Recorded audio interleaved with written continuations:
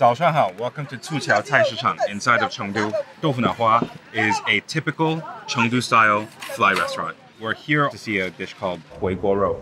Lunch rush is in full swing, so for us to get more food, you just gotta do what we gotta do. Here's the line. Spice cooked pork, a little bit of oil, 郫县豆瓣, and the 豆豉. So fermented soybeans and the fermented fava bean paste inside, bringing up the temperature of that wok. That oil is starting to extract all those flavors from those two fermented soybeans, and the pork goes in. You see the pork in the beginning as it went in, the fat was opaque, and now it's starting to slowly turn translucent. That's the fat rendering and coming up to temperature. This curling up motion, they call this the lantern shape.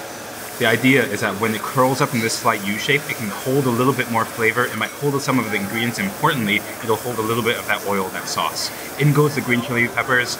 The chili peppers here are spicy, certainly, but they're a bright, fresh green pepper type of spicy. The pork is slowly continuing to render. That pork is lending its pork fat flavor to the chili peppers as much as that chili pepper is lending its green herbaceousness to the pork itself. All the while, because of the copious amounts of oil, the fermented soybean and the fermented fava bean paste are continuing to flavor the entire seasoning.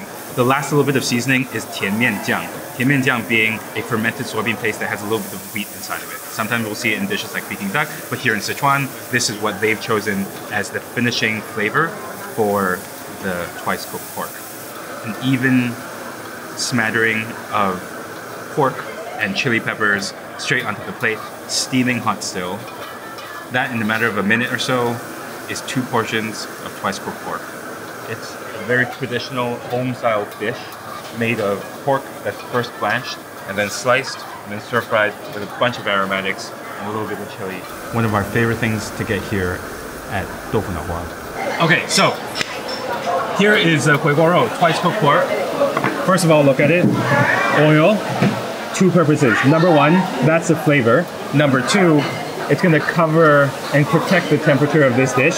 That's why so many Sichuan dishes have that amount of oil. The oil is a carrier of both flavor and temperature. Now let's look at the spices.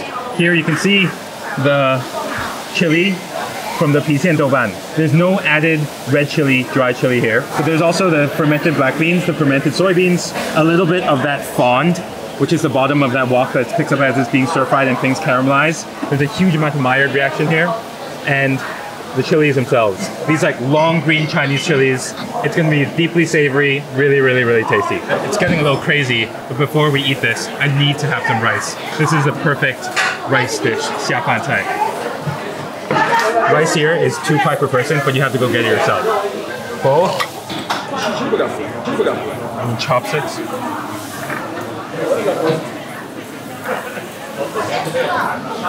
Don't be shy about the rice because that's what this food is here for. 开心吗？我们香港刚开始吃川菜的时候就是吃这种菜。对啊，这种菜其实是什么味型的？是辣味加点咸鲜那样吗？它这个是正宗的，应该是蒜苗，因为这个季节没蒜苗了。哦，正宗是蒜苗。那蒜苗是什么季节的？蒜苗是冬天呀。冬天的。所以冬天的时候你辣椒就变成蒜苗了。蒜苗。那蒜苗的 ，OK， 食各位。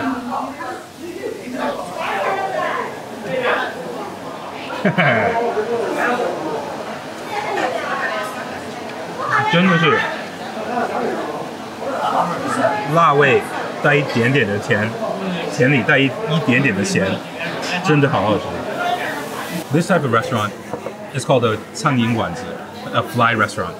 Originally, 苍蝇馆子 is to describe the flies inside the restaurant, to give people a sense that it's maybe a little bit dirty, it's a little bit old, it's been here for a while.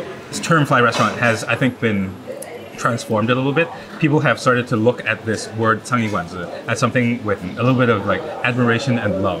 And I think the important thing about fly restaurants isn't the fact that people have labeled it as what once was like a cheap, dirty, high volume restaurant, but that these restaurants are so good because they're so close to the ground. It's because they take the details seriously. It's because they have technique.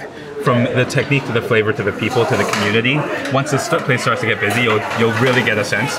They are cooking for the people around here. They're cooking for locals, they're cooking for people in this market. Why this is particularly delicious is the wok technique, the knife technique, the balance of the flavor, and the fact that they're cooking it at this temperature for this volume of people. It's always fresh, everything's cut the day of. If this restaurant weren't busy, this wouldn't be as good. If the people hadn't worked here for this long, it wouldn't be that good. The peppers are nowhere near as spicy as they look. They are hot. They're not nearly as spicy. It's fatty, the oil is in the rice, all the flavor is being carried. Like, one of these things that us chefs are so excited about is this idea of depth of flavor, which is that when you eat something, that flavor kind of stays with you and it feels like it sinks and then it envelops your body. That's what the fermented beans do. Number one is the fermented fava bean, spicy, but that it's a warming, large amount of savoriness, and then slightly spicier are these little fermented black beans that we're very familiar with in Cantonese cooking, but also is really important in huiguoro. I should say the obvious that twice cooked pork means that the pork is cooked twice. The first cook is this. The pork needs to be simmered and needs to be blanched so that the fat begins to render, the skin can tighten, and the flesh is actually cooked enough so when we bring it into the stir fry, it doesn't have to cook for so long and it'll just absorb all those flavors of the other aromatic that it's being cooked with. Here comes the belly, the first cut and the second cut. Cooked for a significant amount of time until it's tender. It's been simmering relatively at a low temperature in the seasoned broth. The flesh has constricted a little bit, the fat has begun to render, and the skin has begun to tighten. This cut of pork you don't often see in too much Western cooking because it's known as a relatively low quality cut that's a little bit too lean, the ham. But when it's treated like this, it can be delicious. Look, so this is the 这是第一刀，这是第二刀，对吧？那个是五花腩. So after you cook, you can see the difference. This is the first cut. You see how much fat there is? All of that needs to begin to render out during this process. Here's the 第二刀, a little bit less fat, and then you have a little bit more marbling, I suppose, and a little bit more of the sinew and the tendons for texture. And third is this middle piece here. That's the pork belly. You can see the 5 layers of flesh, fat, 3 different textures combined together makes a cohesive dish. Ai here is slicing the pork for the twice cooked pork.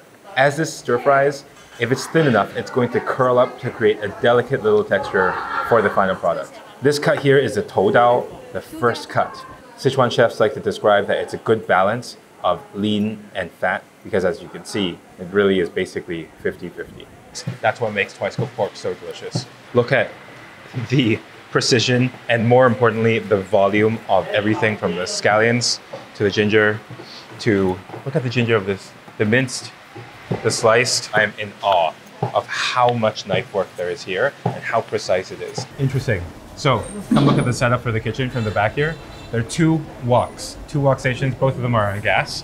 Each of them, just like a traditional Chinese kitchen, it has a specialty for certain types of dishes. On the left is tofu hua, the tofu with the brain, as well as the stir-fried vegetables and things like that, and the huiguoro that we're going to see. On the right-hand side is more of the offal dishes, so the kidney and the liver and the intestines. All of the mise en prep is done, everything's portioned out, and when they decide on cooking something, they just go on rotation, they grab things and start stir-frying. Once she's done cooking, that finished dish gets split into bowls here, and people just come up and they are handed whatever has been cooked.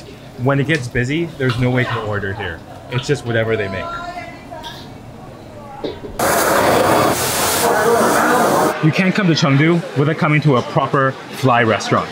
And despite the connotations around that name, what we've seen today is high technique, really precise cooking, good people cooking good food for the people around them, ingredients treated well, and overall just a delightful, genuine, authentic, I'm gonna say, eating experience. On to the next.